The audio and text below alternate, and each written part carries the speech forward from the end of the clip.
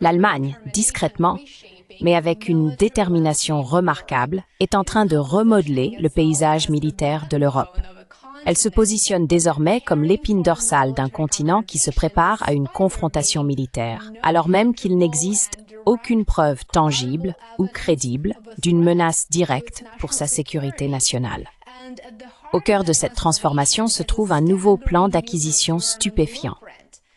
Une liste de souhaits de 39 pages d'une valeur de 367 milliards d'euros, qui révèle le projet de l'Allemagne de construire ce que ses dirigeants appellent désormais ouvertement, sans plus le cacher, la plus puissante armée conventionnelle d'Europe. Alors, l'histoire se répète, n'est-ce pas? Et cette fois, l'Allemagne n'est pas seule. Dans cette vidéo, nous parlerons de la militarisation de la Pologne.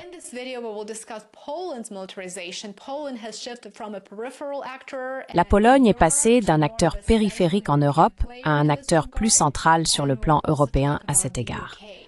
Et nous parlerons aussi du Royaume-Uni. Le virage vers la militarisation ne s'est pas fait du jour au lendemain. En Allemagne, plus tôt cette année, Merz a dit tout haut ce que beaucoup à Berlin avaient jusque-là évité d'aborder. Il a déclaré que l'Allemagne devait donner à la Bundeswehr toutes les ressources financières dont elle a besoin. Eh bien, ce que Merz a omis de mentionner, ce qu'il n'a pas dit, c'est qu'il réduirait les dépenses sociales pour rediriger les fonds de vos poches vers celles du complexe militaro-industriel. Il a simplement choisi d'ignorer ce petit fait sans importance. Merz est désormais en train de mener une campagne de réarmement presque sans équivalent, couvrant la terre, l'air, la mer, l'espace et le cyberespace. Les analystes affirment qu'il s'agit d'un effort de modernisation comparable à n'importe lequel dans le monde occidental.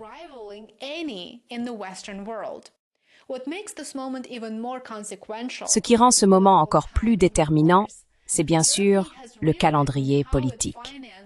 L'Allemagne a réécrit la manière dont elle finance la défense, ou l'offensive, selon le point de vue, en excluant les dépenses militaires du frein à l'endettement inscrit dans la Constitution. Elle avait autrefois un frein à la dette. Ce n'est plus le cas. L'ancien fonds spécial de 100 milliards d'euros s'épuise désormais, mais Berlin peut à présent soutenir des programmes d'acquisition pluriannuels d'une ampleur inimaginable il y a encore quelques années. Le résultat ? Environ 320 nouvelles armes prévues rien que pour le prochain cycle budgétaire, dont près de la moitié prête à être attribuée à des sous-traitants. Et ces sous-traitants sont majoritairement allemands. Cela montre que la militarisation pourrait bien devenir le nouveau moteur de la croissance économique. Et devinez quoi? Aucune entreprise n'a plus à y gagner que Rheinmetall.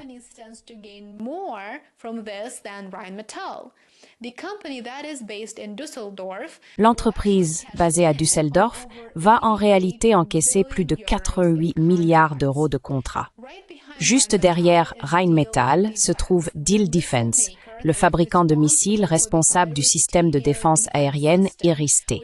Un système testé en Ukraine est désormais appelé à devenir l'épine dorsale de la défense allemande. Mais les achats les plus ambitieux ne se font ni sur Terre ni dans les airs, d'ailleurs, ils se font en orbite. Ils concernent tous l'exploration spatiale. L'Allemagne souhaite acquérir pour plus de 14 milliards d'euros de nouvelles capacités satellitaires, dont près de 10 milliards d'euros pour des constellations en orbite terrestre basse. Ces initiatives s'inscrivent dans le cadre du plan de 35 milliards d'euros du ministre de la Défense Boris Pistorius, visant à renforcer la présence de l'Allemagne dans l'espace, en faisant une nouvelle frontière de la défense nationale, selon le ministre.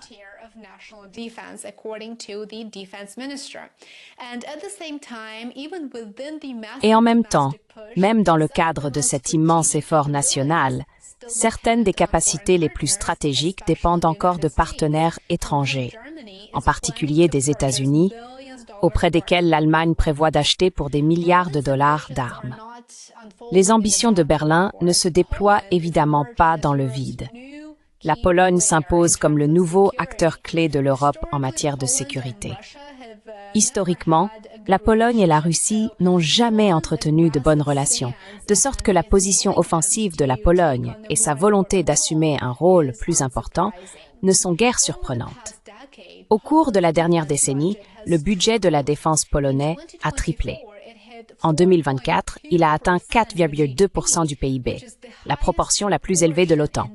Ses forces armées ont plus que doublé, et son gouvernement vise à constituer une armée de 300 000 soldats d'ici 2035. Cela en ferait la plus grande armée de l'Union européenne.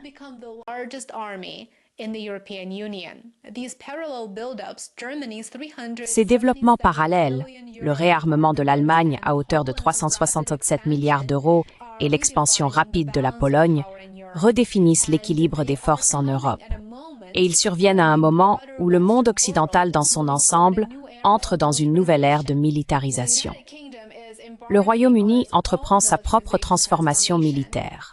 Lors de la conférence DSEI, les responsables britanniques ont clairement indiqué que le pays entendait devenir une grande puissance industrielle de défense d'ici 2035.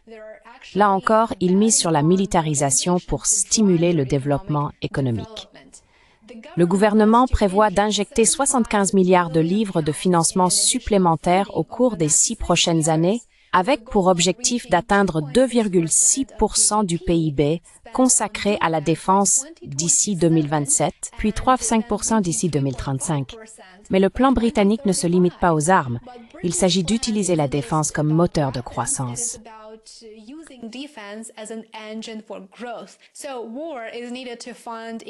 Ainsi, la guerre est nécessaire pour financer la croissance économique. Cela commence à devenir parfaitement clair, n'est-ce pas? Et souvenez-vous, le Royaume-Uni vient d'augmenter les impôts de ses citoyens. J'ai mis en ligne une vidéo entière avec tous les détails à ce sujet. Rachel Reeves prévoit d'extraire des milliards de la classe moyenne et de transférer cet argent, cette richesse, dans les poches du complexe militaro-industriel. C'est aussi simple que cela. Cela a déjà été fait, c'est en train de se faire. Et je suis sûre que cela se reproduira à l'avenir. L'Allemagne veut devenir la plus forte armée d'Europe. Comme vous pouvez le voir, la Pologne veut devenir la plus grande armée. Et le Royaume-Uni veut devenir l'armée la plus innovante. Ainsi, comme on peut le constater, de Berlin à Varsovie en passant par Londres, une nouvelle réalité émerge. L'Europe ne considère plus la militarisation comme une simple réflexion secondaire.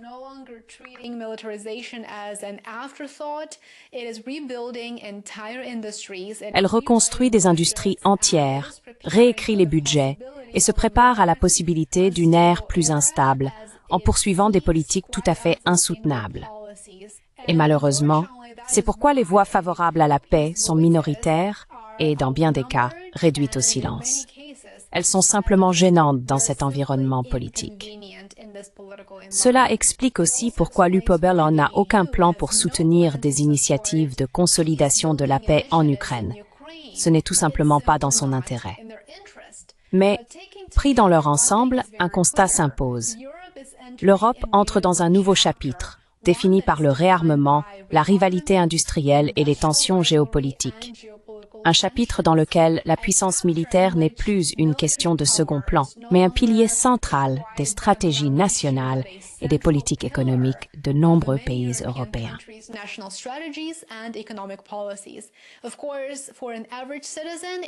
Bien sûr, pour le citoyen moyen, cela signifie une détérioration du niveau de vie, davantage d'instabilité politique et économique, et une perspective plutôt sombre d'une confrontation directe, voire nucléaire, si la situation devait s'aggraver.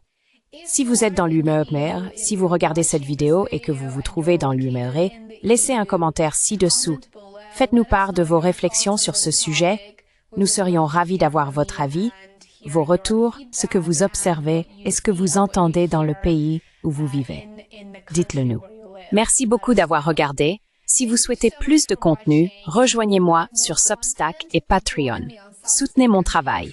J'apprécie sincèrement chacun d'entre vous qui êtes devenus abonnés payants sur YouTube, Substack ou Patreon. Merci infiniment de soutenir mon travail et on se retrouve ici demain. À bientôt.